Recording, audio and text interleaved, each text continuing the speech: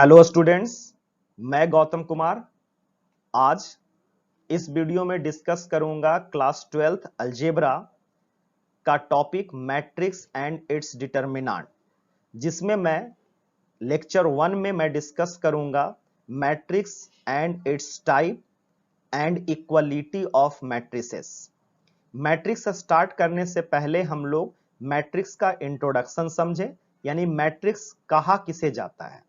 तो मैट्रिक्स को आसानी से समझने के लिए मैं एक एग्जाम्पल कंसीडर कर रहा हूं कि किसी दो स्टूडेंट्स के द्वारा डिफरेंट सब्जेक्ट्स यानी 3 सब्जेक्ट्स फिजिक्स, केमिस्ट्री, मैथ्स में लाए गए मार्क्स का अगर हम लोग टेबल फॉर्मेशन अगर देखें तो यहां पर दो स्टूडेंट्स है अमित एंड सुधा और 3 सब्जेक्ट्स है फिजिक्स, केमिस्ट्री एंड मैथ्स। जहां पर अमित और सुधा के द्वारा लाए गए डिफरेंट सब्जेक्ट्स के मार्क्स हॉरिजेंटल लाइन से रिप्रेजेंट हो रहा है एंड डिफरेंट सब्जेक्ट्स यानी फिजिक्स सब्जेक्ट्स में लाए गए डिफरेंट मार्क्स यानी 95 एंड 90 ये हमारा वर्टिकल लाइन से रिप्रेजेंट हो रहा है। यानी कि 95 जो है वो फिजिक्स में अमित द्वारा लाया गया मार्क्स एंड 90 जो है वो सुधा के द्वारा फिजिक्स में लाए गए मार्क्स को रिप्रेजेंट करता है। So different students horizontal lines से रिप्रेजेंट होगा उसका मार्क्स और डिफरेंट किसी फिक्स सब्जेक्ट्स में डिफरेंट स्टूडेंट के द्वारा लाया गया मार्क्स वर्टिकल लाइन से रिप्रेजेंट होगा। हम हॉरिजेंटल लाइंस को रो के नाम से जानते हैं एंड वर्टिकल लाइंस को कॉलम के नाम से। सो हम कह सकते हैं कि इसके सभी मार्क्स को यानी सभी मार्क्स को अगर हम रो और कॉलम में अगर किसी दूसरे तरीके से अगर अरेंजमेंट करें यानी अनदर तरीके से अगर अरेंजमेंट किया जाए तो जहां पर अमित और सुधा का मार्क्स जो होगा वो पहला और दूसरा रो होगा और फिजिक्स, केमिस्ट्री और मैथ्स में लाए गए डिफरेंट मार्क्स जो हैं स्टूडेंट्स के द्वारा वो कॉलम्स 1, कॉलम 2 और कॉलम 3 से अगर रिप्रेजेंट हो यानी मैट्रिक्स को हम अनदर किसी फॉर्म में लिखें यानी इस टेबल फॉर्मेशन को अगर हम किसी अनदर फॉर्म में अगर लिखें तो ये कुछ इस तरीके से लिखा जाएगा, जहां पर बिगर ब्रैकेट और स्मॉलर ब्रैकेट इस अरेंजमेंट के गुड लुकिंग के लिए इस्तेमाल किया गया। जहां पर 95, 70 और 80 ये डिफरेंट मार्क्स हमारा पहला रो को रिप्रेजेंट कर रहा है यानी फर्स्ट हॉरिजेंटल लाइन को रिप्रेजेंट कर रहा है, जिसको हम एग्जांपल से जस्ट ऐसे समझ सकते हैं या बोल सकते हैं कि अमित के द्वारा डिफरेंट सब्जेक्ट्स में लाया गया मार्क्स। सिमिलरली हम लोग अगर सेकेंड रो को अगर देखें तो सेकेंड रो हमारा सेकेंड रो रिप्रेजेंट कर रहा है कि सुधा के द्वारा डिफरेंट सब्जेक्ट्स में लाया गया मार्क्स। सिमिलरली अगर हम लोग किसी सब्जेक्ट्स को अगर फिक्स करें किसी सब्जेक्ट को अगर फिक्स करें यानी 95 और 90 फिजिक्स सब्जेक्ट्स में लाया गया अमित एंड सुधा के द्वारा मार्क्स है, जिसको हम लोग कॉलम से जान रहे हैं यानी वर्टिकल लाइन से। यानी इस टाइप के टेबुलर फॉर्मेशन को इस तरीके से अगर लिखा जाए तो इसे ही हम लोग मैट्रिक्स का नाम देते हैं। जहां पर मैंने बताया कि बिगर ब्रैकेट और स्मॉल ब्रैकेट मैट्रिक्स के जस्ट फॉर गुड लुकिंग के लिए हम लोग इस्तेमाल करते हैं, यानी दोनों ही फॉर्म में हम लोग इसका इस्तेमाल कर सकते हैं। और इस टाइप का जो अरेंजमेंट होगा इसी टाइप के अरेंजमेंट को हम लोग मैट्रिक्स का नाम देते हैं, जहां पर name number of students and number of subjects different हो सकता है या किसी भी एग्जांपल के साथ इसे हम जोड़ सकते हैं कि नंबर ऑफ कॉलम्स और नंबर ऑफ रोज सिमिलर भी हो सकता है, इक्वल भी हो सकता है और डिफरेंट भी हो सकता है। इसीलिए इस टाइप के अरेंजमेंट को हम लोग रेक्टेंगुलर एरे के रूप में बोलते हैं, जहां पर अगर नंबर ऑफ रोज और नंबर ऑफ कॉलम्स अगर बराबर हो जाए तो वो फिर मेरा स्क्वायर एरे हो जाएगा। अब हम लोग यहां पर बोल जो बात डिस्कस किए कि हॉरिजेंटल लाइन हमारा रो होता है और वर्टिकल लाइंस को हम लोग कॉलम्स के नाम से जानते हैं। तो मैंने यहां पर इसे लिखा कि हॉरिजेंटल लाइंस रोज है एंड वर्टिकल लाइंस हमारा क्या हुआ तो कॉलम। तो अब अगर इस तरीके से हम मैट्रिक्स को अगर डिफाइन करें तो मैट्रिक्स में जैसे अमित के द्वारा फिजिक्स में लाया गया मार्क्स अगर 95 है, तो इस 95 को हम किसी अनदर पोजीशंस पर नहीं रख सकते हैं। साथ साथ में हमारा 95 जो है वो रिप्रेजेंट कर रहा है कि ये मेरा पहला रो है एंड पहला कॉलम है। सो मैट्रिक्स जो है वो एक तरीके का ऑर्डर्ड रेक्टेंगुलर एरे है या अरेंजमेंट है, ऑर्डर्ड फॉर्म में, यानी पोजीशन उसका फिक्स्ड होना चाहिए। Ordered rectangular arrangements of any numbers, चाहे वो नंबर रियल नंबर हो या वो नंबर कॉम्प्लेक्स नंबर हो या फंक्शंस जिसको हम रो और कॉलम में अरेंज करें, तो इस टाइप के अरेंजमेंट को यानी ऑर्डर्ड रेक्टेंगुलर एरे को ही हम मैट्रिक्स कहते हैं। मैट्रिक्स के ऑर्डर किसे कहा जाता है, यानी मैट्रिक्स का ऑर्डर क्या होता है? तो मैट्रिक्स में नंबर ऑफ रोज और नंबर ऑफ कॉलम्स को हम लोग उसके ऑर्डर के अनुसार से रिप्रेजेंट करेंगे या समझेंगे। यानी कि अगर किसी मैट्रिक्स में m रोज है और नंबर ऑफ कॉलम्स अगर n है, तो उस मैट्रिक्स को हम कहेंगे m बाई n ऑर्डर का, या सिंपली भी कहें m बाई n मैट्रिक्स। अब अगर कुछ बेसिक टर्म को अगर समझें, जैसे मैट्रिक्स जो हमारा है उसे हम लोग जनरली कैपिटल लेटर से रिप्रेजेंट करते हैं। साथ साथ में मैट्रिक्स में जो हमने बिग ब्रैकेट और स्मॉल ब्रैकेट का इस्तेमाल किया, जिसे मैंने अभी जस्ट बोला भी कि उसके गुड लुकिंग के लिए हम लोग इस्तेमाल करते हैं। साथ साथ में मैट्रिक्स एक एरे है यानी अरेंजमेंट है, तो इसका कोई न्यूमेरिकल वैल्यू नहीं होता है। तो ये 3 पॉइंट हम लोग ध्यान रखेंगे। नेक्स्ट अनदर पॉइंट को अगर देखें कि मैट्रिक्स को हम एलिमेंट के अनुसार ही अरेंज कर पाते हैं, तो एलिमेंट के अनुसार मैट्रिक्स का रिप्रेजेंटेशन कैसा होगा? तो हम किसी भी मैट्रिक्स को रिप्रेजेंट करते हैं a i j m by n, जहां ए आई जे रिप्रेजेंट कर रहा है ith row and jth column elements, और एम बाई एन उस मैट्रिक्स का ऑर्डर, जहां पर मैंने स्मॉल ब्रैकेट और बिग ब्रैकेट दोनों का ही फॉर्म इस्तेमाल किया। यानी अब अगर बोले कि ए आई जे क्या है, तो आईएथ रो और जेथ कॉलम में जो एलिमेंट है वो एलिमेंट ए आई जे कहलाएगा। एम यहां पर नंबर ऑफ रोज, एन यहां number of columns and m by n इस मैट्रिक्स का ऑर्डर होगा। नेक्स्ट पॉइंट अगर देखें कि अगर किसी मैट्रिक्स का नंबर ऑफ रोज और नंबर ऑफ कॉलम्स अगर नोन है, तो हम ये बता सकते हैं कि उस मैट्रिक्स में टोटल नंबर ऑफ एलिमेंट्स की संख्या क्या होगा। यानी कि number of elements in a matrix number of रोज और नंबर ऑफ कॉलम्स के एक्चुअल प्रोडक्ट के बराबर होता है। तो यहां पर हमने जितना भी पॉइंट डिस्कस किया इंट्रोडक्शन में, इससे भी बहुत सारे एग्जांपल्स को हम लोग सॉल्व कर सकते हैं। फर्स्ट एग्जांपल, एक मैट्रिक्स दिया हुआ है ए मैट्रिक्स, जहां पर एलिमेंट्स है 5 -2 4 0 3 और 1, और हमसे डिमांड किया जा रहा है कि ऑर्डर क्या है और एलिमेंट्स को बताना है। तो अगर ऑर्डर्स अगर देखें तो इस मैट्रिक्स में नंबर ऑफ रोज हमारा 2 है, और नंबर ऑफ कॉलम्स अगर देखें तो नंबर ऑफ कॉलम्स हमारा 3। सो नंबर ऑफ रोज 2 और नंबर ऑफ कॉलम्स 3। सो ये मैट्रिक्स जो होगा वो 2/3 ऑर्डर का होगा। नेक्स्ट अगर एलिमेंट्स को अगर समझें और उसके ए आई जे के एक्चुअल रिप्रेजेंटेशन के अनुसार अगर रिप्रेजेंट करें, तो हम अपने पहले नंबर्स अगर 5 को अगर देखें तो 5 जो एलिमेंट है वो पहला रो और पहला कॉलम का मेंबर है। यानी कि 5 जो मेरा एंट्री है वो first row and first column पर प्लेस्ड है। सो A11 जहां पर 1 हमारा पहला वाला 1 रो को रिप्रेजेंट कर रहा है और नेक्स्ट वाला जो 1 है वो कॉलम को रिप्रेजेंट कर रहा है। सो A11 बराबर 5 के होगा। नेक्स्ट अगर -2 को अगर देखें तो -2 हमारा पहला रो एंड सेकेंड कॉलम के पोजीशन पर है। सो A12 हमारा -2।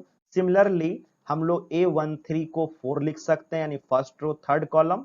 0 जो होगा वो हमारा सेकेंड रो फर्स्ट कॉलम, यानी A21 हमारा 0 के बराबर। नेक्स्ट हमारा 3 A22 के बराबर। नेक्स्ट A23 जो होगा वो 1 के बराबर। यानी एलिमेंट्स को पहचानना और उसके एलिमेंट जिस तरीके से हम लोग रिप्रेजेंट करते हैं उसके रिप्रेजेंटेशन का इस्तेमाल करना, इसलिए मैंने ये पहला क्वेश्चन लिया। सेकेंड एग्जाम्पल अगर देखें, सेकेंड एग्जाम्पल यहां दिया हुआ है कि कितना नंबर ऑफ मैट्रिसेस हो सकता है अगर 8 एलिमेंट्स उस मैट्रिसेस में है तो 8 एलिमेंट्स को हम अरेंज करने के लिए वही जो हमने सबसे लास्ट पॉइंट देखा कि किसी भी मैट्रिक्स में नंबर ऑफ एलिमेंट्स हमारा एक्चुअल प्रोडक्ट होता है नंबर ऑफ रोज और नंबर ऑफ कॉलम्स के, और नंबर ऑफ रोज और नंबर ऑफ कॉलम्स को हम उसके ऑर्डर से रिप्रेजेंट कर सकते हैं। सो पहले तो हमें इसमें यह डिसाइड करना होगा कि कितना पॉसिबल्स ऑर्डर्स हो सकता है अगर 8 एलिमेंट्स है तो अगर हम लोग देखें कि 8 एलिमेंट्स को डिफरेंट ऑर्डर में अगर अरेंज करें, जहां पर m और n यानी उसके ऑर्डर का अगर दोनों नंबर का एक्चुअल प्रोडक्ट किया जाए तो वो ऑलवेज हमारा 8 के बराबर होना चाहिए। सो यहां पर देखिए कि 1/8 या 2/4 या 4/2 या 8/1 ये सभी वैल्यू 8 के बराबर का वैल्यू है। सो हम लोग इस तरीके से ऑर्डर्स में अरेंज कर सकते हैं अपने 8 एलिमेंट्स को। सो अब अगर यहां पर 4 डिफरेंट पॉसिबल्स ऑर्डर है, सो मैट्रिसेस की संख्या भी हमारा 4 होगा। यानी मैट्रिक्स की संख्या फाइंड करने के लिए हमको पॉसिबल ऑर्डर समझना होगा। सो क्वेश्चन कभी कभी डिस्कस किया करता है कि ओनली ऑर्डर्स, पॉसिबल ऑर्डर्स को ही आप शो कीजिए या पॉसिबल ऑर्डर्स को ही बताइए, और फिर उसके संख्या को काउंट करके हम लोग नंबर ऑफ मैट्रिसेस बना सकते हैं। नेक्स्ट हमारा थर्ड एग्जांपल यहां पर दे रखा है कि कोई 2/3 ऑर्डर के मैट्रिक्स को कंस्ट्रक्ट करना है जहां पर उसका एलिमेंट उसके पोजीशन i और j के अनुसार डिफाइंड है।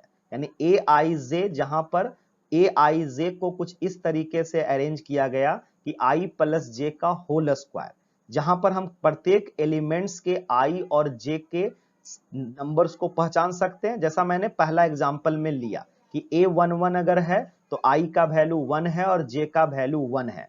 तो सबसे पहले तो हम ये समझें कि 2/3 ऑर्डर का मैट्रिक्स है तो इस मैट्रिक्स में 2 रो होगा और 3 कॉलम होगा। तो पहले मैं कंसीडर करता हूं 2 रो और 3 कॉलम का एक मैट्रिक्स, जहां पर a11, a12, a13 हमारा पहला रो, a21, a22, a23 हमारा सेकेंड रो। सिमिलरली अगर हम बोलें a11, a21 ये हमारा हो जाएगा पहला कॉलम, सिमिलरली सेकेंड कॉलम, और ये हमारा थर्ड कॉलम। सो हमने 2/3 ऑर्डर का एक मैट्रिक्स कंसीडर किया उसके एलिमेंट्स के सिंबॉलिक रिप्रेजेंटेशन में। अब यहां पर i j के जगह पर डिफरेंट डिफरेंट वैल्यू यहां पर है। अब हम इस डिफरेंट वैल्यूज को इस डिफाइंड फंक्शन जो कि इस क्वेश्चन में डिफाइंड है उसमें अगर वैल्यू को पुट करके हर एलिमेंट्स को अगर फाइंड करें, यानी सिंस हमारा aij दिया हुआ है i प्लस j का होल स्क्वायर। अब हम पहला एलिमेंट देखें a11, तो यहां पर i का वैल्यू 1 और j का वैल्यू 1 प्रॉपर पोजीशंस पर अगर हम पुट करें, यानी i के जगह पर 1 और j के जगह पर 1 प्रॉपर पुट करके अगर इसको सॉल्व किया जाए तो हम a11 फाइंड किए 4। सिमिलरली a22 जहां पर a12 जहां पर i का वैल्यू 1 और j का वैल्यू 2 उसके प्रॉपर पोजीशन में पुट कर रहे हैं, यानी कि a11 या किसी भी एलिमेंट्स में रो और कॉलम के पोजीशन यानी i और j के वैल्यू को अगर हम समझें तो इसके राइट हैंड साइड में जस्ट उस वैल्यू को पुट करना है, और इसे फर्दर अगर हम सॉल्व करें और सभी डाटा को अगर फाइंड आउट करें तो ये कुछ इस तरीके से आएगा। अब सभी के वैल्यू को अगर यानी सभी रेस्पेक्टिव वैल्यूज को अगर हम पुट करते जाएं इस मैट्रिक्स में, जो कि मैट्रिक्स हमारा 2/3 ऑर्डर का है, तो हमें इस टाइप का एक मैट्रिक्स ऑब्टेन होगा। यानी इस तरीके से 3 बेसिक एग्जांपल्स हम लोग डिस्कस कर सकते हैं या बना सकते हैं सिर्फ इंट्रोडक्शन टॉपिक से ही। टाइप्स ऑफ मैट्रिसेस, जिसमें हम लोग कुछ टाइप्स टॉपिक के स्टार्टिंग में करेंगे, इसके बाद जैसे जैसे मैट्रिक्स और कंटिन्यू होगा डिफरेंट ऑपरेशंस के कारण मैट्रिक्स का कुछ और भी टाइप आएगा या समझेंगे हम लोग। तो हम लोग पहले कुछ बेसिक टाइप्स को अगर देखें तो सबसे पहला टाइप जीरो मैट्रिक्स और नल मैट्रिक्स। जीरो मैट्रिक्स और नल मैट्रिक्स वैसे मैट्रिक्स को कहेंगे जिस मैट्रिक्स का ऑल एलिमेंट्स जीरो हो।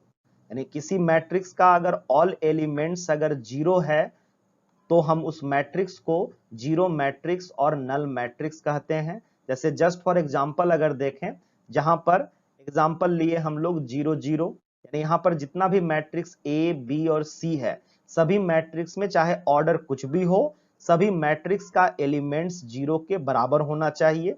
और जनरली जीरो मैट्रिक्स को हम लोग ओ से रिप्रेजेंट करते हैं।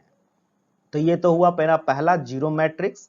Next square matrix. Square matrix उस मैट्रिक्स को कहेंगे जहां पर नंबर ऑफ रोज और नंबर ऑफ कॉलम्स उस मैट्रिक्स का बराबर हो जाए। यानी स्क्वायर मैट्रिक्स एक वैसा मैट्रिक्स जहां पर नंबर ऑफ रोज और नंबर ऑफ कॉलम्स आपस में इक्वल हो।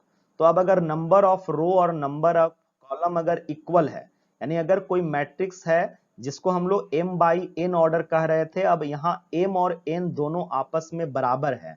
तो अगर मैट्रिक्स में रो की संख्या भी n हो और कॉलम की संख्या भी n हो, तो ये मैट्रिक्स हमारा स्क्वायर मैट्रिक्स होगा, जिसे हम लोग n बाई n ऑर्डर का कहेंगे, या सिंपली हम कह सकते हैं square matrix of order n, क्योंकि स्क्वायर मैट्रिक्स बोलना ही ये कहा जाएगा क्या कि नंबर ऑफ कॉलम्स और नंबर ऑफ रोज दोनों ही n के बराबर है। सो एग्जांपल अगर देखें, जहां यहां पर मेरा ए मैट्रिक्स में दो रो की संख्या और दो कॉलम की संख्या, सो ए मैट्रिक्स मेरा स्क्वायर मैट्रिक्स यानी 2 बाई 2 ऑर्डर का, या सिंपली बोल सकते हैं कि A is a square matrix of order 2। Similarly B matrix को 3 बाई 3 यानी square matrix of order 3। Next diagonal matrix. Diagonal matrix अगर समझें तो डायगोनल मैट्रिक्स कोई वैसा स्क्वायर मैट्रिक्स जिसमें प्रिंसिपल डायगोनल के अलावा अदर जितने भी एलिमेंट्स हो वो जीरो के बराबर हो। या कह सकते हैं ऐसा कि अगर किसी भी मैट्रिक्स को अगर जैसे हम लोग डिफाइन करते हैं ए आई जे से, तो ए आई जे में अगर आई और जे के डिफरेंट रहने पर अगर उसका एलिमेंट का वैल्यू जीरो के बराबर फिक्स हो, जीरो के बराबर फिक्स हो, इसका मतलब कि अगर हम किसी भी मैट्रिक्स में देखें, यानी जस्ट फॉर एग्जांपल अगर देखा जाए कि मान लेते हैं हम 2 बाई 2 ऑर्डर का एक मैट्रिक्स देखें, तो ये मेरा पहला पोजीशन जो होगा, ये पहला पोजीशन होगा A11। यहां पर आई और जे आपस में बराबर है, तो आई और जे बराबर है तो इसका कुछ भी वैल्यू हो सकता है। लेकिन अगर हम सेकेंड पोजीशन को अगर देखें, तो यहां पर सेकेंड रो और फर्स्ट कॉलम, यहां आई और जे डिफरेंट है, सो इस पोजीशन पर जीरो होगा। सिमिलरली अगर इस वाले पोजीशन पर देखें तो यहां पर भी वैल्यू जीरो होगा, क्योंकि फर्स्ट रो और सेकेंड कॉलम आई और जे अगर डिफरेंट है तो उसका एलिमेंट्स जीरो के बराबर होना चाहिए। या इसी को हम लोग डिफाइन कुछ ऐसे करते हैं कि प्रिंसिपल डायगोनल के अलावा जितना भी एलिमेंट्स हो वो जीरो के बराबर हो, और प्रिंसिपल डायगोनल का एलिमेंट कुछ भी हो सकता है, आइदर जीरो और नन जीरो। सो हम लोग इसी डेफिनेशन को अगर दूसरे रूप में अगर समझें, जैसा मैंने बताया कि किसी भी स्क्वायर मैट्रिक्स का अगर प्रिंसिपल डायगोनल के अलावा, प्रिंसिपल डायगोनल के अलावा अगर सभी एलिमेंट्स अगर जीरो है, तो उस मैट्रिक्स को हम डायगोनल मैट्रिक्स कहेंगे, यानी उस स्क्वायर मैट्रिक्स को हम लोग डायगोनल मैट्रिक्स कहेंगे। तो एग्जांपल के रूप में देखें, जैसे ए मैट्रिक्स, तो ए मैट्रिक्स में 1 और -5 मेरा प्रिंसिपल डायगोनल, और उसके अलावा जो भी एलिमेंट्स है वो जीरो है। सिमिलरली 1 2 3 ये हमारा प्रिंसिपल डायगोनल, जहां ये फिक्स नहीं है कि principal diagonal always non zero ही होना चाहिए। प्रिंसिपल डायगोनल के एलिमेंट्स कुछ भी हो सकता है, लेकिन प्रिंसिपल डायगोनल के अलावा जो भी एलिमेंट्स है उसका जीरो रहना फिक्स है। सो इसी कारण से हमने सी मैट्रिक्स का एक एग्जांपल लिया जहां पर ऑल वैल्यूज जीरो है, प्रिंसिपल डायगोनल पर भी जीरो है। तो हमें डेफिनेशन के अनुसार यह जानना होगा कि प्रिंसिपल डायगोनल के अलावा क्या ऑल एलिमेंट्स हमारा जीरो के बराबर है कि नहीं। अगर ऑल एलिमेंट्स जीरो के बराबर है और वो मैट्रिक्स अगर स्क्वायर मैट्रिक्स है, तो वो मैट्रिक्स हमारा डायगोनल मैट्रिक्स कहा जाएगा। मैट्रिक्स जिसमें प्रिंसिपल डायगोनल के अलावा ऑल एलिमेंट्स 0 है, तो अगर प्रिंसिपल डायगोनल पर जितना भी एलिमेंट्स हो और अगर सभी एलिमेंट्स अगर किसी आइडेंटिकल वैल्यू को रिप्रेजेंट करे, तो उस टाइप के डायगोनल मैट्रिक्स को हम लोग स्केलर मैट्रिक्स के नाम से जानते हैं। यानी डायगोनल मैट्रिक्स एक ऐसा स्केलर मैट्रिक्स जिसके प्रिंसिपल डायगोनल का ऑल एलिमेंट्स इक्वल हो। जैसे एग्जांपल के रूप में कि अगर हम लोग बोलें कि जैसे 2 और 2, तो 2 और 2 जो कि एक स्क्वायर मैट्रिक्स, साथ साथ में ये डायगोनल मैट्रिक्स, और इसके प्रिंसिपल डायगोनल पर जो भी एलिमेंट्स है सभी एलिमेंट्स आपस में आइडेंटिकल हैं। तो आइडेंटिकल अगर एलिमेंट्स अगर हो तो उस टाइप के डायगोनल मैट्रिक्स को हम लोग स्केलर मैट्रिक्स कहते हैं। साथ साथ में अगर हम उसके आई और जे के पोजीशन के अनुसार बताना चाहें, जैसा मैंने डायगोनल मैट्रिक्स में बताया, तो यहां पर स्पष्ट लिखा हुआ है कि आई और जे अगर बराबर है, यानी दैट इज प्रिंसिपल डायगोनल का एलिमेंट्स, जो कि के बराबर होगा और के हमारा कोई भी वैल्यू हो सकता है, एंड आई अगर जे के बराबर नहीं है, यानी अदर देन प्रिंसिपल डायगोनल, और अदर देन प्रिंसिपल डायगोनल ये डायगोनल मैट्रिक्स का ही प्रॉपर्टी था कि इसका वैल्यू ऑलवेज 0 के बराबर होगा। अब नेक्स्ट, अगर के का वैल्यू कोई आइडेंटिकल वैल्यू सिर्फ 1 को ही रिप्रेजेंट करे, तो उस टाइप के मैट्रिक्स को हम यूनिट मैट्रिक्स और आइडेंटिटी मैट्रिक्स कहते हैं। यानी स्केलर मैट्रिक्स जिसमें ऑल इक्वल एलिमेंट्स अगर 1 के बराबर हो, यूनिटी के बराबर हो, तो उस टाइप के मैट्रिक्स को यूनिट मैट्रिक्स और आइडेंटिटी मैट्रिक्स कहा जाता है। और प्रॉब्लम्स के सॉल्यूशन के दौरान में इस मैट्रिक्स का बहुत ज्यादा इस्तेमाल होता है। अगर हम लोग इसको भी अगर उसी तरीके से डिफाइन करें आई और जे के अनुसार, तो यहां पर बस जस्ट मैंने के का वैल्यू जो मैंने समझाया कि के जगह अगर सिर्फ 1 को अगर हम यूज करें, तो वो हमारा स्केलर मैट्रिक्स, आइडेंटिटी मैट्रिक्स या यूनिट मैट्रिक्स कहा जाएगा।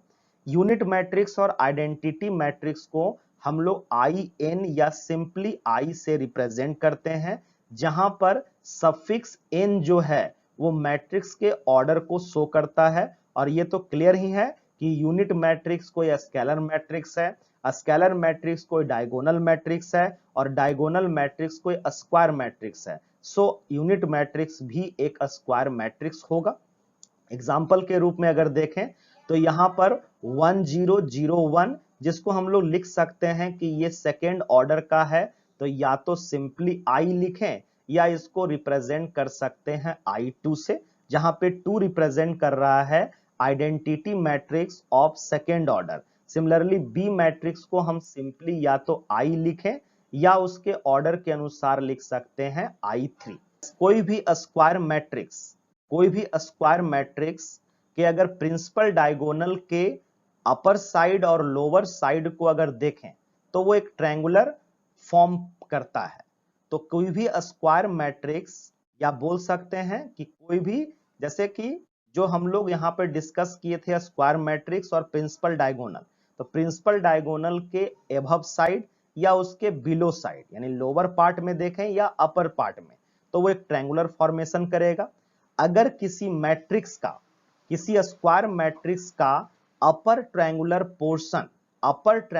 पोर्शन अगर 0 के बराबर हो, अपर ट्रायंगुलर पोर्शन 0 के बराबर हो, जिसे हम लोग कुछ ऐसा कह सकते हैं कि अपर ट्रायंगुलर अगर पोर्शन होगा, तो अगर मैं जस्ट एक कंसीडर करता हूं 2x2 ऑर्डर का matrix, 2x2 order matrix consider करूं, तो ये पोर्शन हमारा अपर ट्रायंगुलर पोर्शन होगा, जहां पर इस एलिमेंट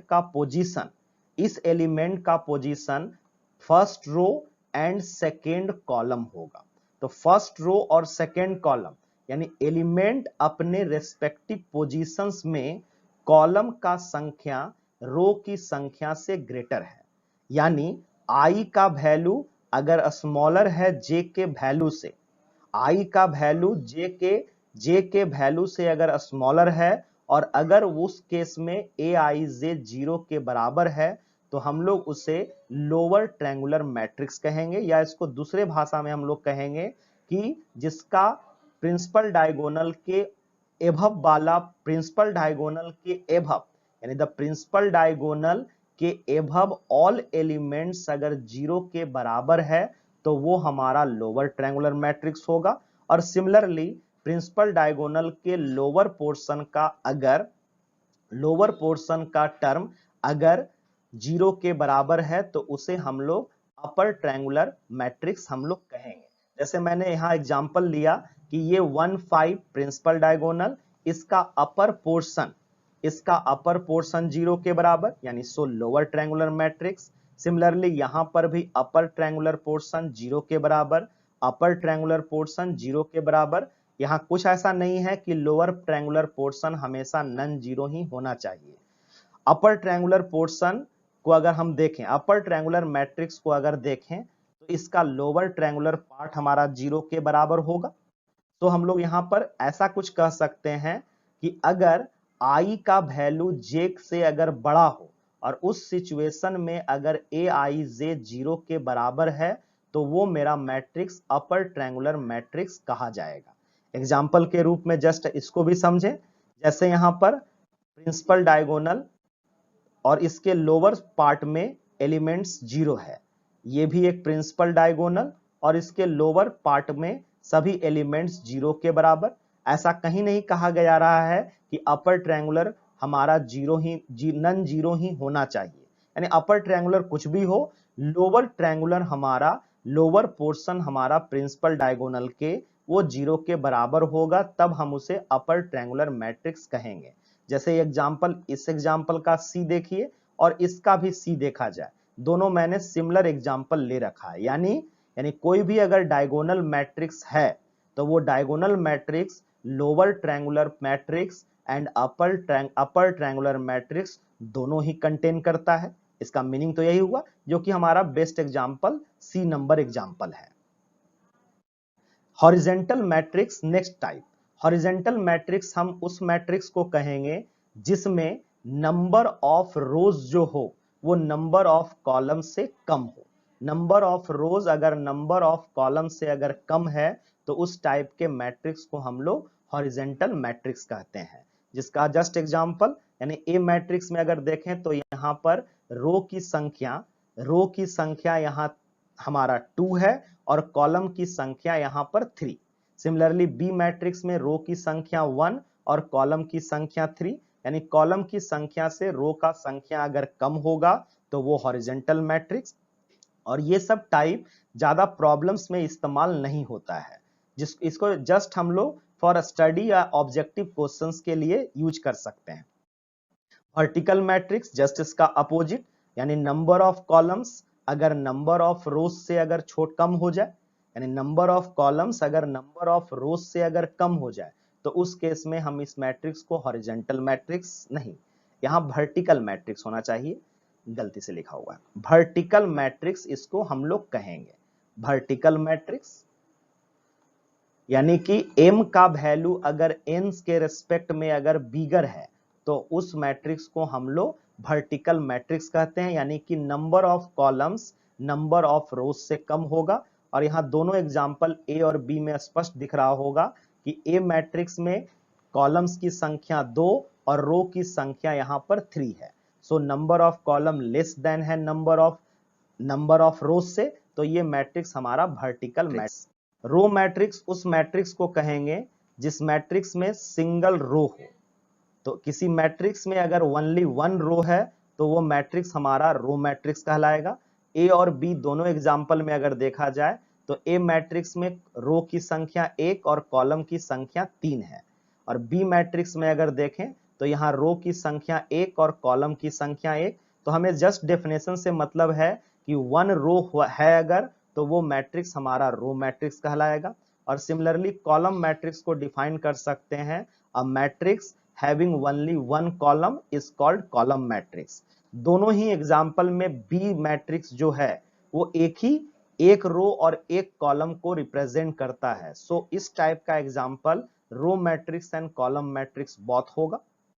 नेक्स्ट हमारा comparable matrix. Two matrix having same order is known as comparable matrix. दो मैट्रिक्स अगर सेम ऑर्डर का है तो उस मैट्रिक्स को, उन दोनों मैट्रिक्सेस को हम लोग कंपेरेबल मैट्रिक्स कहते हैं।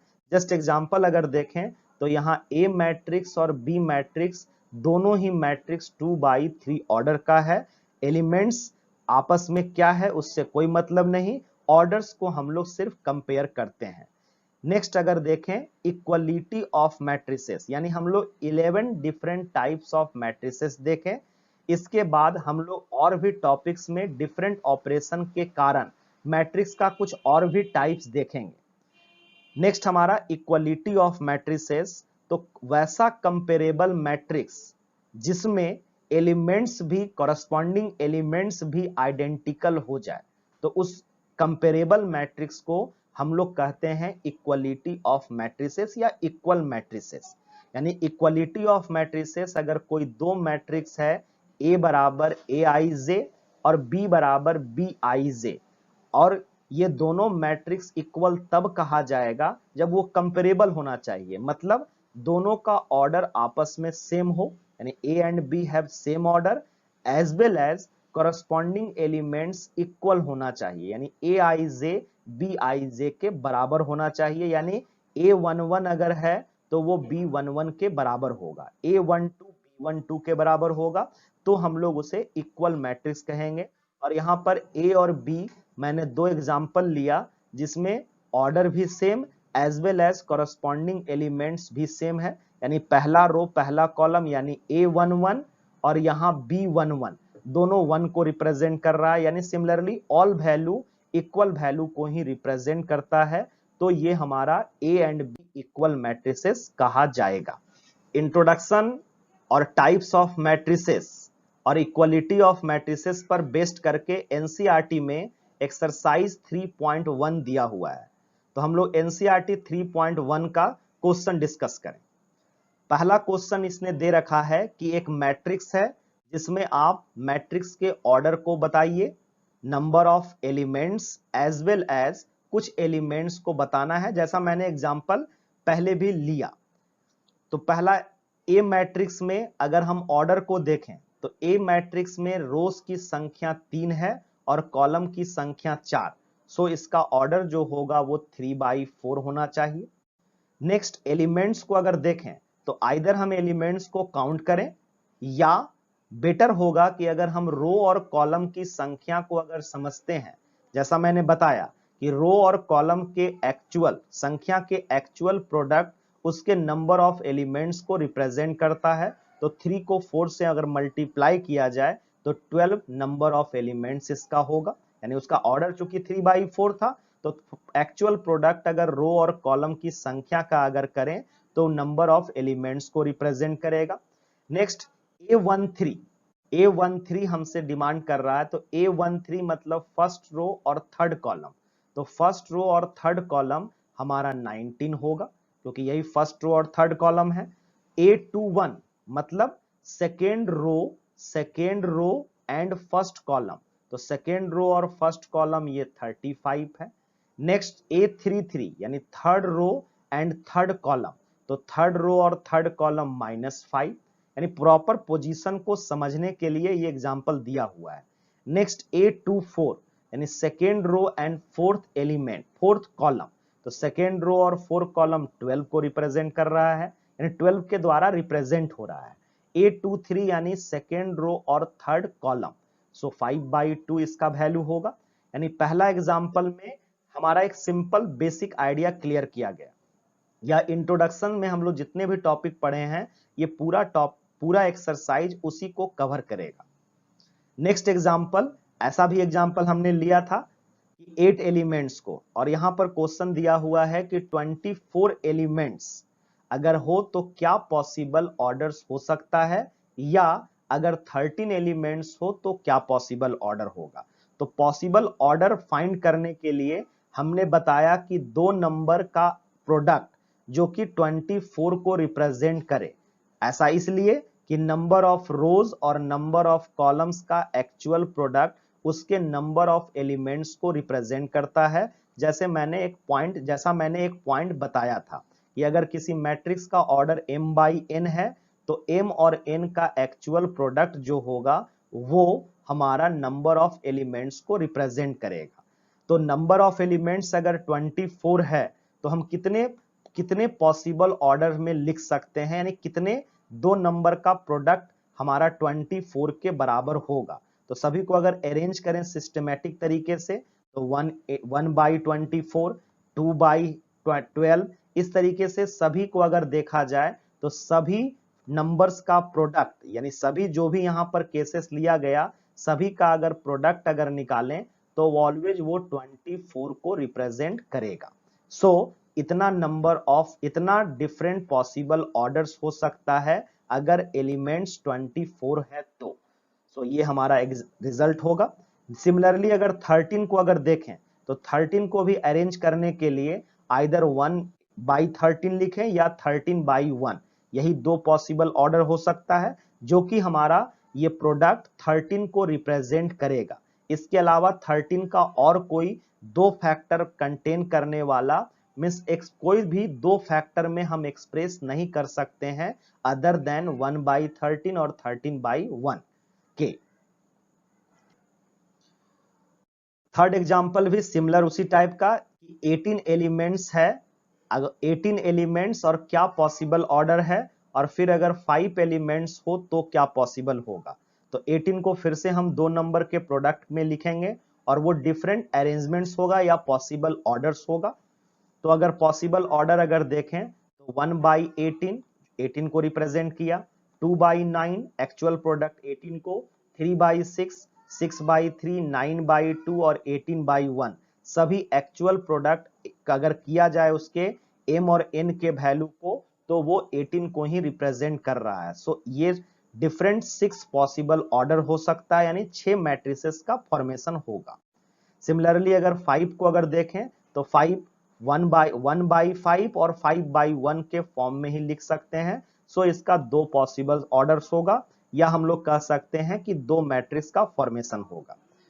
फोर्थ एग्जांपल फिर से उसी तरीके का, कंस्ट्रक्ट करें हम 2/2 ऑर्डर मैट्रिक्स जहां पर एलिमेंट्स जो उसका है वो डिफाइंड है कुछ इस तरीके से, जिसमें पहला एग्जांपल है aij बराबर i प्लस j का होल स्क्वायर बाई 2।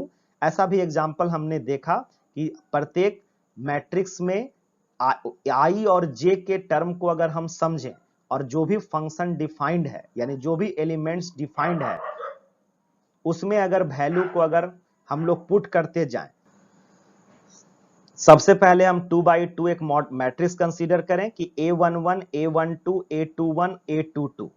अब हम लोग का जो भी i और j का वैल्यू है इस पर्टिकुलर डिफाइंड एलिमेंट्स में अगर पुट किया जाए, सो हम लोग इसको अगर सॉल्व करें यानी कि ij जहां पर ये 1 जो है वो i का वैल्यू और नेक्स्ट 1 जो है वो हमारा j का वैल्यू, अगर प्रॉपर पोजीशन पे i और j के वैल्यू को अगर पुट करें तो a12 अगर है तो i का वैल्यू 1 j का वैल्यू 2, प्रॉपर पोजीशन पर अगर उसे पुट करें और फर्दर अगर सॉल्व करें तो 9/2। सिमिलरली a21 जहां पर i का वैल्यू 2 और j का वैल्यू 1, फिर से उस डिफाइंड फंक्शंस में अगर वैल्यू को पुट करें तो 9/2 हमारा रिजल्ट आएगा। सिमिलरली a22 यानी i का वैल्यू 2 और j का वैल्यू 2, वैल्यू को अगर पुट करें i प्लस j का होल स्क्वायर बाई 2 में तो इस तरीके से इसका रिजल्ट 8 आएगा। सो हमारा 2/2 मैट्रिक्स ऑब्टेन्ड हुआ, कंस्ट्रक्ट हुआ अगर हमारा एलिमेंट डिफाइंड था तो। नेक्स्ट हमारा aij डिफाइंड था i/j से, तो फिर से हम लोग अगर 2/2 ऑर्डर मैट्रिक्स जैसा पिछले बार किए पिछले सॉल्यूशन में ही, जैसा हम लोग a11 a12 a21 a22 consider किया, सिमिलर अगर कंसीडर अगर करें और फिर से इस डिफाइंड फंक्शंस का या डिफाइंड एलिमेंट्स का अगर हम यूज करें तो फिर से हम लोग a11 यानी i और j के पोजीशन को जानना यानी उसके वैल्यू को समझना और प्रॉपर डिफाइंड जो एलिमेंट्स है उसमें पुट करके हम लोग इसके एलिमेंट्स का वैल्यू जान सकते हैं। तो a11 i1 j1 वैल्यू अगर पुट करें तो 1 के बराबर। सिमिलरली a12 यानी नेक्स्ट एलिमेंट a12 अगर फाइंड करें तो i का वैल्यू 1 और j का वैल्यू 2, सो 1/2 इसका वैल्यू होगा। a21 फिर से प्रॉपर वैल्यू को अगर पुट करें, इस तरीके से सभी एलिमेंट्स को हम लोग फाइंड आउट कर सकते हैं। अब अगर सभी एलिमेंट्स को अगर इसके प्रॉपर पोजीशंस पर अगर पुट किया जाए तो ये हमारा 2x2 ऑर्डर का मैट्रिक्स कंस्ट्रक्ट होगा। थर्ड एग्जांपल हमारा दिया हुआ था कि अगर aij अगर i प्लस 2j के होल स्क्वायर बाई 2 के बराबर है तो फिर से उसी तरीके से बस यहां पर एलिमेंट्स को किस रूप में डिफाइन किया गया उसके अनुसार न्यूमेरिकल वैल्यू चेंज हो रहा है। प्रोसेस तो सब में सेम है, यानी फिर से अगर a11 को अगर देखें बस i के जगह 1 और j के जगह 1 इस डिफाइंड वैल्यू में अगर हम लोग पुट करें यानी i के जगह 1 और 2 टाइम्स ऑफ j यानी 2 टाइम्स ऑफ 1 सॉल्यूशन अगर किया जाए तो 9/2 इसका रिजल्ट। सिमिलरली a12 को अगर पुट करें और सॉल्व करें तो 25/2। सिमिलरली a21 यानी सेकेंड रो फर्स्ट कॉलम यानी i का वैल्यू 2 और j का वैल्यू 1, फिर से अगर इसके सभी का सॉल्यूशन अगर किया जाए तो 8 के बराबर, यानी इस तरीके से हम लोग 2x2 ऑर्डर का मैट्रिक्स कंस्ट्रक्ट कर सकते हैं अगर एलिमेंट्स डिफाइंड है तो, या किसी भी ऑर्डर का मैट्रिक्स कंस्ट्रक्ट किया जा सकता है।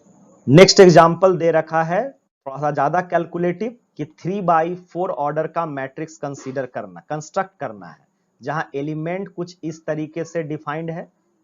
तो पहला अगर हम 3x4 ऑर्डर का मैट्रिक्स यानी इस टाइप का हम लोग क्वेश्चन पहले भी देखे हैं, तो 3x4 यानी 3 रोज होना चाहिए और 4 कॉलम्स। तो पहले हमने एक मैट्रिक्स कंसीडर किया जहां पर क्लियर दिख रहा होगा कि यहाँ 3 रो है और 4 कॉलम्स है। अब हम लोग का हर एलिमेंट्स का न्यूमेरिकल वैल्यू उसके डिफाइंड जो भी एलिमेंट्स डिफाइंड है i और j के फॉर्म में उससे ही फाइंड आउट होगा। तो हम लोग अगर सभी वैल्यू को अगर पुट करें यानी a11 मेरा पहला वैल्यू जहां पर i का वैल्यू और j के वैल्यू को हम लोग सिलेक्ट करें, प्रॉपर डिफाइंड एलिमेंट्स में पुट करें और अगर उसे सॉल्व करें तो इसका वैल्यू जैसे a11 तो i का वैल्यू 1 j का वैल्यू 1 तो 1/2 times -3 into i that is -3 into 1 और +1 सॉल्व करेंगे तो इसका रिजल्ट -2 का मॉडुलस यानी 2/2 1 के बराबर। सिमिलरली a12 यानी i का वैल्यू हमारा 1 और j का वैल्यू 2, फिर से अगर वैल्यू पुट करें तो इस तरीके से a12 का वैल्यू, यानी ये सिर्फ कैलकुलेटिव है और प्रोसेस सब में सिमिलर रखना है। सो अगर a13 सिमिलरली a14 यानी हम लोग i और j के वैल्यू को पुट कर रहे हैं और उसे सॉल्व करते जा रहे हैं। सिमिलरली अब अगर सेकेंड रो के एलिमेंट्स को अगर देखें यानी a21 तो a21 जहां पर i का वैल्यू 2 और j का वैल्यू 1, फिर से वैल्यू को अगर पुट करें तो -3 इंटू i दैट इज 2 का वैल्यू यानी i का वैल्यू 2 के बराबर और +1, यानी इसे भी फर्दर अगर सॉल्व करें तो 5/2। और सिमिलरली हम लोग हर वैल्यू को इस तरीके से सॉल्व कर सकते हैं। क्योंकि सिमिलर प्रोसेस है तो मैं ज्यादा कैलकुलेशन समझाने का कोशिश नहीं कर रहा हूं। मोस्ट प्रोबेबली आप लोग को ये समझ में आ गया होगा जिसे आप लोग खुद भी बना ले सकते हैं। नेक्स्ट एलिमेंट्स है यानी इस तरीके से सभी एलिमेंट्स को हमने डिफाइन किया और सभी वैल्यू को हम लोग यहां पर पुट कर दिए। नेक्स्ट एलिमेंट डिफाइन था aij बराबर 2i माइनस j, ये पिछले वाले से भी सिंपल, जहां पर रो के पोजीशंस को 2 टाइम्स करेंगे और कॉलम के पोजीशंस को उसमें सब्ट्रैक्ट करेंगे और प्रत्येक एलिमेंट्स में ऑलरेडी उसका रो की संख्या यानी i और j ऑलरेडी डिफाइंड है या पता है हम लोग को। तो अगर हम लोग पहला a11 निकालें तो i का वैल्यू 1 j का वैल्यू 1 इस प्रॉपर टर्म में अगर पुट करें यानी i के जगह पर 1 एंड j के जगह पर भी 1 तो सॉल्व करेंगे तो इसका रिजल्ट 1। इसी तरीके से अगर सभी वैल्यू को अगर फाइंड आउट करें तो हमारा ऑल एलिमेंट्स फाइंड आउट हो जाएगा और जिस फाइंड आउट एलिमेंट्स को अगर प्रॉपर मैट्रिक्स में अगर पुट करें तो इस तरीके से हमारा मैट्रिक्स ऑब्टेन्ड होगा। यानी हम लोग सभी रो को इसी फॉर्मूले के अनुसार या इसी डिफाइंड एलिमेंट के अनुसार हम लोग नंबर्स को फाइंड किए और मैट्रिक्स में हमने पुट किया। यानी ये बहुत एक से सिंपल क्वेश्चन जो कि हम लोग सबसे पहले क्वेश्चन में ही यानी इंट्रोडक्शन के समय में ही हमने जो 3 एग्जाम्पल लिया उस तीनों एग्जाम्पल से मैच करता हुआ क्वेश्चन ही हम लोग देख पा रहे हैं। क्वेश्चन हमारा दे रखा है इक्वलिटी ऑफ मैट्रिसेस पर बेस्ड करके, यानी दो मैट्रिक्स जिसमें दोनों मैट्रिक्स के बीच का साइन जो है वो इक्वल है, यानी ये रिप्रेजेंट कर रहा है कि वो दोनों मैट्रिक्स आपस में इक्वल। तो यहां पर हमसे डिमांड किया जा रहा है कि एक्स वाई जेड के वैल्यू को फाइंड आउट करें अगर ऐसा इक्वल मैट्रिसेस है तो सबसे पहला एग्जांपल हम लेते हैं कि 4 3 x5 यानी फर्स्ट मैट्रिक्स और इसका राइट हैंड साइड में अनदर मैट्रिक्स। अब ये अगर इक्वल मैट्रिक्स अगर है तो रियली में इसका ऑर्डर भी सेम और इक्वल मैट्रिसेस भी है, तो इसका मतलब है कि कॉरस्पॉन्डिंग एलिमेंट्स भी इक्वल होगा। यानी मैट्रिक्स का इक्वलिटी और इक्वल मैट्रिसेस का हमने डेफिनेशन पढ़ा। इक्वल मैट्रिसेस दो मैट्रिसेस को इक्वल तब कहेंगे जब उसका ऑर्डर सेम हो और कॉरस्पॉन्डिंग एलिमेंट सेम हो। और यहां पर पहले ही दे रखा है कि वो मैट्रिसेस जो है वो दोनों मैट्रिसेस इक्वल है, तो ऑब्वियसली इसका कॉरस्पॉन्डिंग एलिमेंट सेम होना चाहिए और ऑर्डर भी सेम होना चाहिए। जो ऑर्डर हम लोग को स्पष्ट दिख भी रहा है कि दोनों का ऑर्डर सेम, बस हम लोग जस्ट कंपेयर अगर करें, यानी अगर इक्वेट किया जाए कॉरस्पॉन्डिंग पोजीशन को, तो 4 के इक्विवेलेंट यानी 4 पोजीशन पर y है, सो y का वैल्यू 4।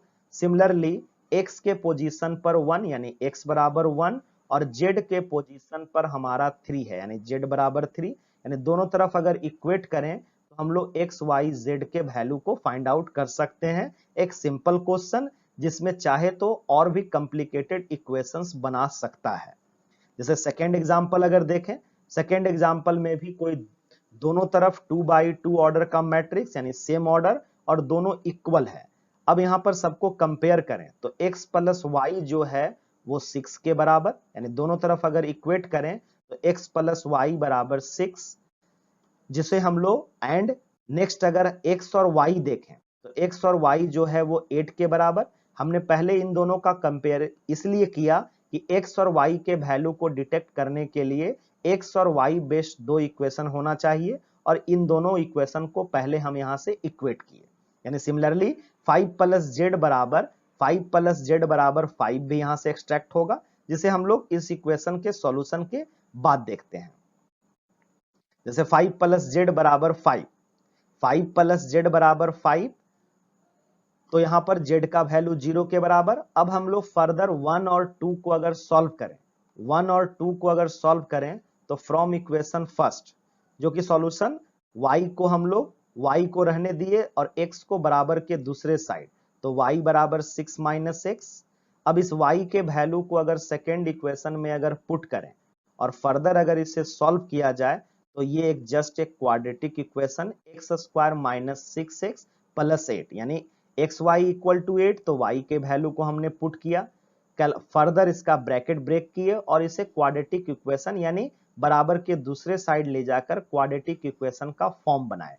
अब x square minus 6x plus 8 जिसे दो फैक्टर x माइनस 2 और x माइनस 4 के रूप में लिखा जा सकता है। अब अगर दो प्रोडक्ट 0 के बराबर यानी x और y का x का वैल्यू आइदर 2 होगा या इस x का वैल्यू हमारा 4 होगा। अब अगर हम x का दो वैल्यू है और x और y का जो रिलेशन है वो हम लोग यहां से देख सकते हैं, या हम लोग किसी भी इक्वेशन का अगर इस्तेमाल करें यानी फर्स्ट इक्वेशन का ही अगर इस्तेमाल करें तो x का वैल्यू जिस समय 2 होगा वो y का वैल्यू 6 के बराबर, क्योंकि x बराबर 2 और बराबर के दूसरे साइड अगर भेजें तो y बराबर 4 और सिमिलरली अगर x 4 है तो y 2 के बराबर। सो हमारा x का वैल्यू 2, y का वैल्यू 4, z का वैल्यू 0, या अगर x का वैल्यू 4 हो, y का वैल्यू 2 हो और z का वैल्यू 0, यानी दो टाइप का हमारा रिजल्ट आया ड्यू टू क्वाड्रेटिक इक्वेशन होने के कारण। थर्ड एग्जांपल अगर देखें, third example x plus y plus z बराबर 9, यानी इक्वेट करेंगे तो दोनों तरफ इक्वल मैट्रिसेस, दोनों मैट्रिसेस इक्वल, ऑर्डर भी सेम और बीच में लिखा हुआ भी है इक्वल मैट्रिसेस। सो इक्वेट अगर दोनों तरफ अगर करें तो x plus y plus z हमारा 9 के बराबर, सिमिलरली x प्लस जेड 5 के बराबर, y प्लस जेड 7 के बराबर। अब अगर फर्स्ट इक्वेशन में सेकेंड इक्वेशन को माइनस कर लें तो हमारा y का वैल्यू हो जाएगा और फर्स्ट में अगर हम थर्ड को अगर माइनस कर दें तो हमारा x का वैल्यू फाइंड आउट हो जाएगा। यानी किस कैलकुलेशन करने के लिए आपको जो भी प्रॉपर वे लगे उस तरीके से आप कैलकुलेशन कर सकते हैं, जहां पर हमने 1 - 2 और 1 - 3 किया। अब यहां पर सॉल्व करेंगे तो हमारा first equation first minus second हमको y का वैल्यू प्रोवाइड करेगा। हमने वैल्यू को सॉल्व किया और y का वैल्यू 4 के बराबर। सिमिलरली फर्स्ट माइनस थर्ड करें तो y और z कैंसिल, ये x का वैल्यू हमारा 9 - 7 बराबर 2 होगा। सिमिलरली अब अगर x और y किसी एक वैल्यू को अगर सेकेंड या थर्ड में अगर पुट कर दिया जाए तो वहां से z फाइंड आउट हो जाएगा। तो हमने यहाँ पर सेकेंड इक्वेशन का यूज किया। सेकेंड इक्वेशन में x प्लस जेड बराबर 5, जहां x 2 के बराबर है तो z हमारा 3 के बराबर होगा। यानी इस तरीके से x बराबर 2, y बराबर 4 और z बराबर 3 इसका सॉल्यूशन होगा। सिमिलर दोनों तरफ 2x2 ऑर्डर का मैट्रिक्स और दोनों मैट्रिक्स को इक्वल मैट्रिक्स रिप्रेजेंट किया गया है। फिर से हम लोग अगर दोनों तरफ अगर इक्वेट करें तो इक्वेट करेंगे तो a माइनस बी 1 के बराबर, यानी पहला रो और पहला कॉलम पहले मैट्रिक्स का और दूसरे मैट्रिक्स का आपस में इक्वल होगा according to the definition of equality of matrices. So a minus b बराबर 1 और 2a माइनस बी बराबर 0। 2a माइनस बी बराबर 0, मैंने a माइनस बी बराबर -1, तो यहीं पर a को b के फॉर्म में रिप्रेजेंट किया, a बराबर b माइनस 1, ये मेरा पहला इक्वेशन। सेकेंड अगर कंपेयर करें 2a माइनस बी बराबर 0, यानी जो इक्वेट कर रहे हैं यानी कंपेयर जो कर रहे हैं उससे हम लोग a और b के वैल्यू को फाइंड आउट करते जाएंगे। अब a का वैल्यू अगर यहाँ पुट किया जाए 2 टाइम्स ऑफ a, जहां पर a का value b minus 1 first equation से, इसे अगर मैंने यहाँ पुट किया और अगर फर्दर सॉल्व करेंगे तो हमारा b का वैल्यू 2 के बराबर आएगा। 2 ऑब्टेन्ड हुआ। नेक्स्ट अगर इसी b के वैल्यू को अगर फर्स्ट इक्वेशन में अगर मैं पुट करूं तो यहां से a का वैल्यू 1 के बराबर आएगा। अब a और b दो वैल्यू नोन। अब अगर हम लोग नेक्स्ट कंपेयर करें 2a प्लस c जो कि 5 के बराबर होगा, तो a का वैल्यू अगर यहाँ पुट किया जाए तो इस तरीके से c का वैल्यू 3 के बराबर, और c के ऑब्टेन्ड वैल्यू का इस्तेमाल अब हम नेक्स्ट कंपेयर में कर सकते हैं, यानी 3c प्लस d हमारा 13 के बराबर होगा, जहां c जो है वो 3 के बराबर। सो d का वैल्यू हमारा 4, यानी इस तरीके से a का वैल्यू 1, b का वैल्यू 2, c का वैल्यू हमारा 3 और d का वैल्यू 4 ऑब्टेन्ड हुआ। Next example number question number 8 दे रखा है कि aij अगर कोई स्क्वायर मैट्रिक्स है जिसका ऑर्डर अगर m/n है तो क्या कौन सा सिचुएशन इसमें सही होगा। तो ये स्क्वायर मैट्रिक्स के डेफिनेशन के अनुसार कि नंबर ऑफ रोज और नंबर ऑफ कॉलम्स आपस में बराबर होते हैं। जैसे मैंने यहाँ पर लिखा, ये स्क्वायर मैट्रिक्स में नंबर ऑफ रोज और नंबर ऑफ कॉलम्स आपस में बराबर। सो अगर मैट्रिक्स m/n ऑर्डर का है तो m बराबर n होगा। सो ऑप्शन नंबर सी मेरा करेक्ट है। नेक्स्ट क्वेश्चन नंबर 9 यहां पर दे रखा है कि अगर दोनों पेयर ऑफ मैट्रिसेस अगर आपस में इक्वल है, यानी इक्वलिटी का बीच में साइन नहीं देकर उसको लैंग्वेज में कहा कि तो x और y का क्या वैल्यू होगा। तो 3x प्लस 7 बराबर 5, y प्लस 1 बराबर इतना। अब अगर हम लोग सभी को अगर इक्वेट करें तो अगर इक्वेट करेंगे तो 3x प्लस 7 0 के बराबर। सो x का वैल्यू हमारा -7/3, और नेक्स्ट अगर कंपेयर करें यहां से भी x का एक वैल्यू फाइंड आउट होगा। तो जब भी कभी एक से ज्यादा जगह x अगर दिखे तो हम लोग सभी को इक्वेट करके सेम x के वैल्यू को लाने का कोशिश करेंगे। अगर डिफरेंट x का वैल्यू अगर दिखता है तो उस टाइप का सॉल्यूशन एग्जिस्ट नहीं करेगा। सो अगर हम सेकेंड वाले टर्म को सॉल्व करें तो यहां पर x का वैल्यू -7/3 और एक x का वैल्यू है -2/3। अब एक ही क्वेश्चंस में अगर दो डिफरेंट x का वैल्यू अगर दिख जाए तो हम ये कह सकते हैं कि यहाँ ये संभव नहीं है। सिमिलरली अगर y के वैल्यू को अगर देखें तो पहला अगर इक्वेट करेंगे y प्लस 1 बराबर 0, y प्लस 1 बराबर 8, सॉरी y प्लस 1 बराबर 0 नहीं, y प्लस 1 बराबर 8, तो y का वैल्यू हमारा 7। और सिमिलरली y माइनस 2 बराबर 5 अगर है तो y का वैल्यू हमारा यहां पर 7 होगा, यानी y का जो वैल्यू है वो 7 के बराबर है। y का वैल्यू दोनों ही सिचुएशन में सेम रिप्रेजेंट किया, बट x का जो वैल्यू है वो दोनों ही, यानी यहां पे लिखा हुआ क्या है कि हम लोग डिफरेंट वैल्यूज ऑफ x हम लोग देख पा रहे हैं, y तो हमारा दोनों ही सिचुएशन में सिमिलर है, तो इस तरीके का सॉल्यूशन होना पॉसिबल नहीं है। तो हम लोग कह सकते हैं कि it is not possible to find x and y in that matrix. So इसका ऑप्शन दिया हुआ था, ऑप्शन हम लिखे नहीं है इसमें, ऑप्शन बी इसका राइट आंसर होगा। नेक्स्ट है हमारा दिया हुआ लास्ट क्वेश्चन इस एक्सरसाइज का कि एक 3x3 ऑर्डर मैट्रिक्स का कितना नंबर ऑफ पॉसिबल मैट्रिसेस होगा अगर वो मैट्रिक्स 3x3 ऑर्डर का हो और प्रत्येक एंट्री 0 और 1 हो। तो 3x3 ऑर्डर अगर मैट्रिक्स है तो ये तो पता चला कि उसमें नंबर ऑफ एलिमेंट्स जो होगा वो 9 होगा। अब हम लोग प्रत्येक एलिमेंट्स में आइदर 0 और 1 प्लेस कर सकते हैं। सो प्रत्येक एंट्री दो तरीके से फिल होगा, यानी प्रत्येक एंट्री हमारा आइदर 0 और 1 यानी दैट इज दो तरीके से फिल होगा, और इस तरीके से हमारे पास टोटल 9 एंट्री।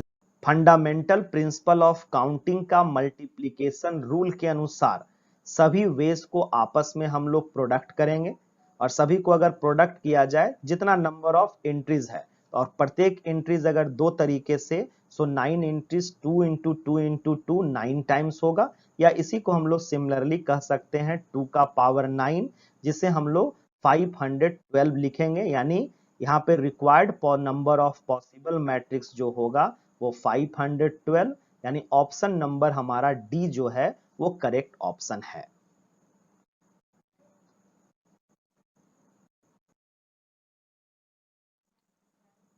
मोस्ट प्रोबेबली जो भी हम लोग इस वीडियो में डिस्कस किए आप लोग को समझ आया होगा। Thank you.